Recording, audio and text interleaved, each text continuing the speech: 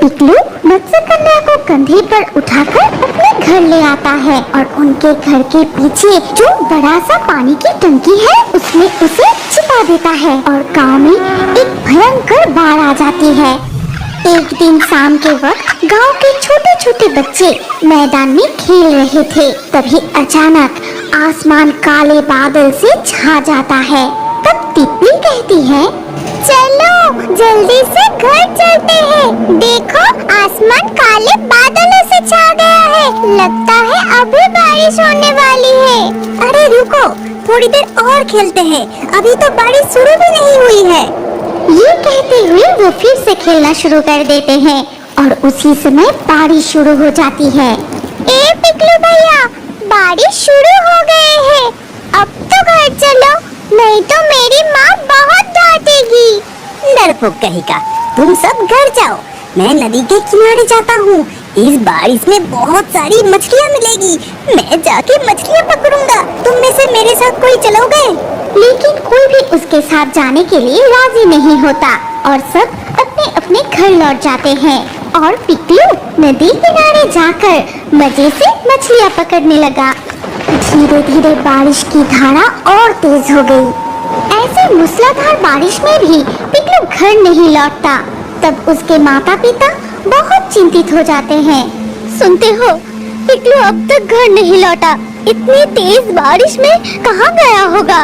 मुझे कुछ नहीं पता, तुम तो हमेशा उसे अपने सिर पर रखते हो। गांव के सारे बच्चे बारिश से पहले ही अपने घर लौट आए और ये बदमाश अभी तक घर नहीं लौटा। घर लौटते ही आज उसे अच्छे से सबक सिखाऊंगा। तभी पिकलू मछलियाँ हाथ में लिए भीगता हुआ घर लौट आता है। ये देखो माँ, मैंने कितनी सारी मछलियाँ पकड़ी है। पिकलू को देखकर उसके पिता उसे बहुत डांटते हैं। फिर रात गुजर के जब सुबह हो जाता है तब बारिश भी रुक गया था। इस समय गांव के सभी लोग अपने अपने घर की छत ठीक कर रहे थे और कुछ लोग गांव में बाढ़ आने की डर से पहले से ही खाना मौजूद करके रख रहे थे। उस समय अनंत भी अपने घर की छत ठीक कर रहा था। तभी, क्या भाई अनंत, ठीक ठाक से घर के छत ढक रहे हो ना? याद है पिछले साल बाढ़ के समय क्या हाल हुआ था? हाँ भाई हराधन, वही चिंता है। अगर घर के छत उड़ गए तो छोटे छोटे बच्चे को लेकर कहाँ जाऊंगा, भगवान जाने क्या होगा। और हाँ, ज्यादा करके खाना जमा करके रखना, ठीक है? अब मैं चलता हूँ।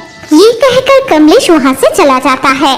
शाम से फिर मूसलाधार बारिश शुरू हो जाती है।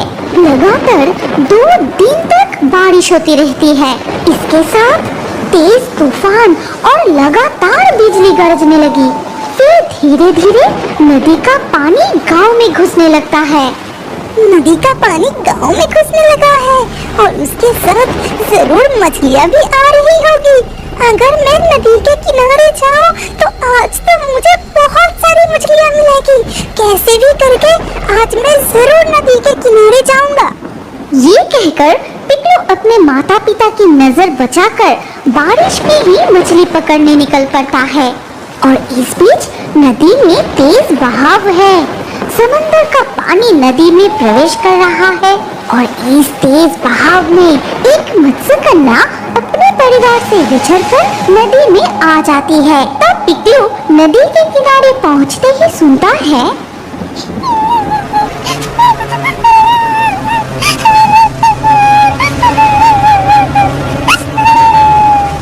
ये क्या, इतनी बारिश में यहाँ कौन रो रही है? फिर पिकलू इधर उधर देखता है। तभी उसे नजर आया कि नदी किनारे एक अजीब दिखने वाली लड़की बैठकर रो रही है, जिसका ऊपरी हिस्सा इंसान जैसा और नीचे का हिस्सा मछली की पूंछ जैसा। पिकलू तुरंत उसके पास जाकर कहता है, तुम कौन हो? ऐसी हालात में तुम यहाँ बैठ के रो क्यों रही हो? मैं एक मत्स्य कन्या हूँ।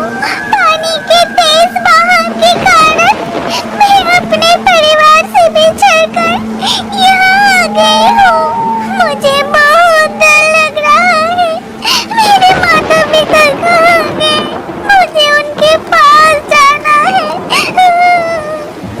कन्या, तुम डरना मत। तुम अपने माता पिता के पास जरूर लौट जाओगी, लेकिन अगर तुम यहाँ रहोगी तो खूंखार जंतु जानवर तुम पर आक्रमण कर सकता है, और अगर गांव के किसी ने तुम्हें देख लिया तब तो और मुसीबत हो जाएगी। तुम मेरे साथ मेरे घर चलो। जब नदी का बाढ़ कम हो जाएगा तब मैं तुम्हें फिर नदी में छोड़ जाऊंगा। लेकिन मैं तो पानी के बिना नहीं रह सकती। चिंता मत करो मत्स्य कन्या, मैं तुम्हारे रहने का सारा इंतजाम कर दूंगा। फिर पिकलू मत्स्य कन्या को कंधे पर उठाकर अपने घर ले आता है और उनके घर के पीछे जो बड़ा सा पानी की टंकी है उसमें उसे छिपा देता है। मत्स्य कन्या, तुम यहाँ आराम से रहो, तुम्हें कोई खतरा नहीं है। मैं समय समय पर तुम्हें खाना देकर जाऊंगा। ये कहकर पिकलू वहाँ से चला जाता है। हर दिन बारिश की मात्रा बढ़ती ही जाती है और गांव में एक भयंकर बाढ़ आ जाती है। पूरा गांव उस बाढ़ के पानी में डूब जाता है। धीरे धीरे लोगों के घरों में जमा खाना भी खत्म हो जाता है। ऐसे ही एक दिन मत्स्य कन्या, ओ मत्स्य कन्या, बाहर आओ, मैं तुम्हारे लिए खाना लाया हूँ। पिकलू की आवाज सुनकर मत्स्य कन्या पानी से बाहर आती है। आज सिर्फ इतना ही खाना ला पाया हूँ। बाढ़ के कारण जो खाना संचय करके रखे थे वो सारे खाना खत्म हो गया। अब हम लोग क्या खाएंगे कुछ भी पता नहीं। पिकलू की बात सुनकर मत्स्य कन्या उदास हो जाती है।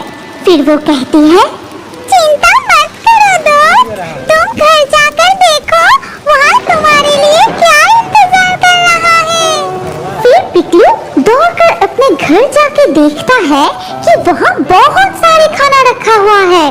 ये देखकर माँ, पिताजी, जल्दी आओ, आकर देखो तो सही। फिर पिकलू के माता पिता वहाँ आकर इतने सारे खाने को देख अचंभित हो जाते हैं। फिर पिकलू उन्हें सारी घटना बताता है।